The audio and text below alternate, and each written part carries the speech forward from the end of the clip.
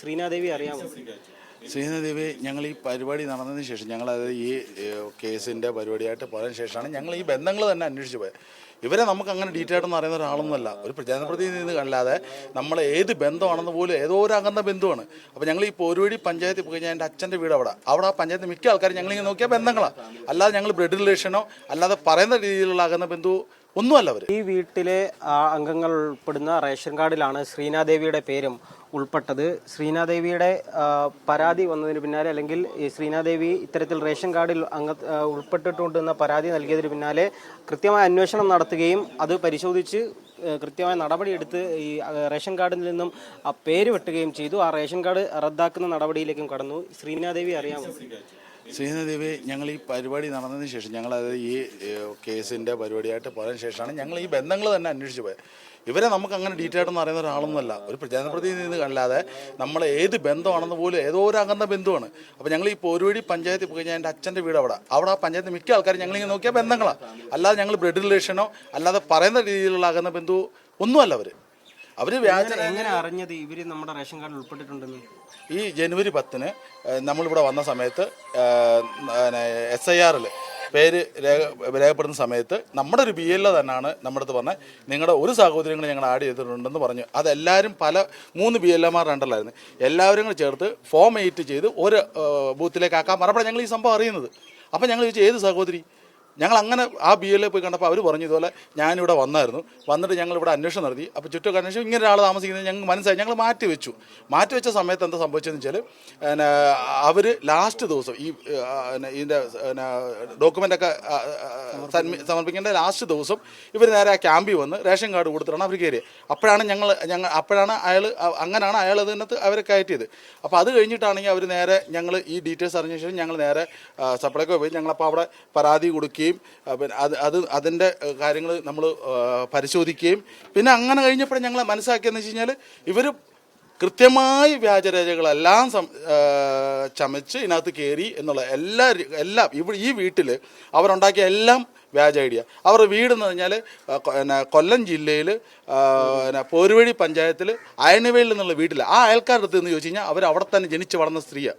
ആ സ്ത്രീ ഇവിടെ വന്ന് ഇവിടെ വഴിച്ച അല്ല അവർ പിന്നെ ഇതിനെ പേര് വന്നപ്പോൾ നമ്മൾ എത്ര നാൾ കണ്ടില്ലേ? കഴിഞ്ഞ തെരഞ്ഞെടുപ്പിൽ അവർ അങ്ങനെ തന്നെയാണല്ലോ. ഇല്ല, അത് ഞങ്ങൾക്ക് എങ്ങനെയാണെന്ന് വെച്ചാൽ കഴിഞ്ഞ തെരഞ്ഞെടുപ്പ് കഴിഞ്ഞ ശേഷം 2021-22 എൻ്റെ സെക്കൻഡ് ബ്രദർ ദുബൈയിൽ നിന്നിട്ട് മെയിൽ അയച്ചായിരുന്നു, ഇങ്ങനെ ഞങ്ങൾ നോട്ടി ചെയ്യപ്പെട്ടു എന്ന് പറഞ്ഞ് മെയിൽ അയച്ചപ്പോൾ അവർ പരിഹരിച്ചു എന്ന് പറഞ്ഞ് തിരിച്ചുവിട്ട് ഞങ്ങൾ അതിനെ പറ്റി പുറത്ത് പോയി. കാരണം ഞങ്ങൾ അറിഞ്ഞില്ല ഞങ്ങൾക്ക് അതിനെപ്പറ്റി.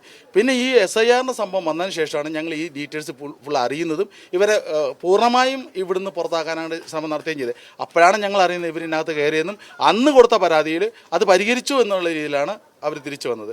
പിന്നെ ഇതിനകത്ത് ഇവിടെ ഇപ്പോൾ അവർ പറഞ്ഞു നടക്കുന്നുണ്ട് രാഷ്ട്രീയപ്രേരിതമാണ്. രാഷ്ട്രീയപ്രേരിതമാണെങ്കിൽ CPIക്ക് ഇവർ ഇലക്ഷൻ നിൽക്കുന്നതിന് മുമ്പ് ഞങ്ങളെ സമീപിക്കാം. ഞങ്ങളടുത്ത് ഇത് ഞങ്ങളെ ആരും സമീപിച്ചിട്ടില്ല. ഏതെങ്കിലും രാഷ്ട്രീയ പാർട്ടിയുടെ ബന്ധമുണ്ടോ നമുക്ക് നമ്മുടെ കുടുംബത്തിന്? ഞങ്ങളുടെ എല്ലാ പ്രൊഫൈലും നിങ്ങൾക്ക് നോക്കാം. ഞങ്ങൾക്ക് യാതൊരു രാഷ്ട്രീയ പാർട്ടിയായിട്ട് ഞങ്ങൾ നല്ല ആൾക്കാരെ നോക്കി ഞങ്ങൾ വോട്ട് ചെയ്യും. അത് ആര് നല്ല ആൾക്കാർ നിൽക്കുന്നു അവർക്ക് വോട്ട് ചെയ്യും. അല്ല ആരുമായിട്ട് ഞങ്ങൾക്ക് ഒരു രാഷ്ട്രീയ ബന്ധമോ കാര്യങ്ങളൊന്നുമില്ല. ഞങ്ങളുടെ ഒരു അഭ്യർത്ഥന ഈ കേരള സമൂഹത്തിനോട് ഞങ്ങൾക്കുള്ള ഒറ്റ അഭ്യർത്ഥനയേ ഉള്ളൂ, ഈ വ്യാജരേഖ വെച്ച് ഇവരിതിനകത്ത് വീട്ടിൽ കയറി ഞങ്ങളുടെ അമ്മയെ സ്വാധീനിച്ച് ഇത്രയും നാളും ഇവരിങ്ങനെ കയറിയതിന് മാത്രം ഞങ്ങൾക്ക് അവരോട് വിരോധമുള്ളൂ. അപ്പോൾ അവർ ഈ ഇത്രയും കാര്യങ്ങൾ ഈ സമൂഹത്തിനെ പറ്റിക്കും. ഒരേ സമയത്ത് അവർ ഇടതുപക്ഷത്തിനെ പറ്റിച്ചു, കോൺഗ്രസിനെ പറ്റിച്ചു.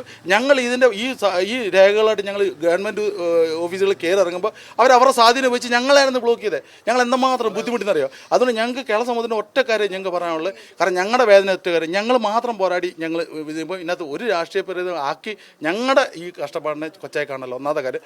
രണ്ടാമത് ഈ ചുറ്റുപാടുകൾ നിങ്ങൾ അന്വേഷിക്കാം, എല്ലായിടത്തും അന്വേഷിക്കാം. ഇനി അതല്ല ഞങ്ങളിപ്പോൾ പോലീസിലും പരാതി കൊടുത്തിട്ടുണ്ട്, പോലീസ് അന്വേഷിക്കട്ടെ. വ്യാജരേഖ ഫോർജ് വ്യാജരേഖ ഞങ്ങൾ പരാതി കൊടുത്തിട്ടുണ്ട്. കാരണം ഇവർ ഇപ്പോൾ ഈ മാസം 7-ാം തീയതി അനിയത്തിക്ക് ഇത് ഒരു ചെറിയ സ്ഥലം, ഈ സ്ഥലത്തിൽ 4 പേർക്ക് ഞങ്ങൾക്ക് 4 പേർക്ക് ഒരേ അവകാശം. അതായത് നമ്മളെ സംബന്ധിച്ചോളം ഞാൻ കാശ് കൊടുത്ത് മേടിച്ച ഈ സ്ഥലമായിരുന്നു ഇത്. അവിടെ നമ്മളെല്ലാവരും കൂടെ പേരിൽ ഈ സാധനത്തിനെയൊക്കെ അവരുടെ ഈ അനിയത്തി ഈ 7-ാം തീയതി അവരുടെ പകുതി ഭാഗം അവിടെ അവരുടെ പേരിൽ എഴുതി കൊടുത്തു എന്ന് പറഞ്ഞാണ് പുള്ളിക്കാരി എന്ന് പറഞ്ഞത്. അത് തന്നെ ഫുൾ മണ്ടത്തരം, അങ്ങനെ ചെയ്യാൻ പറ്റത്തില്ല. അത് ഞങ്ങൾ കോർട്ടിൽ ക്വസ്റ്റ്യൻ ചെയ്യാതിരിക്കുകയാണ്. അമ്മയുടെ വോയിസ് നോട്ട് വേണേൽ എത്ര വേണമെങ്കിൽ ഞങ്ങൾ ഇവിടെ കേൾപ്പിക്കാം. കൊല്ലം ജില്ലക്കാരിയാണെന്നും ഇപ്പം ഞാൻ എൻ്റെ ഒരു കാര്യം പറഞ്ഞാൽ എന്നെ പേഴ്സണലായിട്ട് വിളിച്ച് ഹരാസ് ചെയ്യുകയും അല്ലെങ്കിൽ എന്നെ വിളിച്ച് ഭീഷണിപ്പെടുത്തുകയും നിങ്ങൾ ഏതൊക്കെ പാർട്ടികൾക്ക് വേണ്ടി സ്വാധീനിക്കാൻ വേണ്ടി നിങ്ങൾ സംസാരിക്കാൻ പോയി കഴിഞ്ഞാൽ അതിൻ്റെ വിവരം അറിയും, നിങ്ങൾ പ്ലീസ് കണ്ടിന്യൂ എന്നൊക്കെ പറഞ്ഞ് മെസ്സേജ് ശ്രീനാദേവി എനിക്ക് ഭീഷണിപ്പെടുത്തി മെസ്സേജുകൾ അയച്ചു, കോളും ചെയ്തു. അന്ന് ഈ പരാതി കൊടുത്ത സമയത്ത് എന്ന് പറഞ്ഞാൽ ജനുവരി 22-നാന്ന് തോന്നുന്നു, ആ സമയങ്ങളിൽ പരാതി കൊടുത്ത സമയത്ത്. അപ്പം ഞങ്ങൾ ആ സമയങ്ങളിൽ ശരിക്കും പറയാം എൻ്റെ അമ്മയും അച്ഛനും അടക്കിയ മണ്ണാണ്. എനിക്കത് ഒരു ഫീലാണ്, മനസ്സിലായില്ല. ആ ഫീലിൽ പെങ്ങളെ സ്വാധീനിച്ച് ആ രീതിയിൽ ചെയ്തെന്നുള്ള ഒരു ഫീൽ വന്നപ്പോൾ എനിക്ക് അതിനകത്താണ് ഏറ്റവും കൂടുതൽ ഫീലായത്.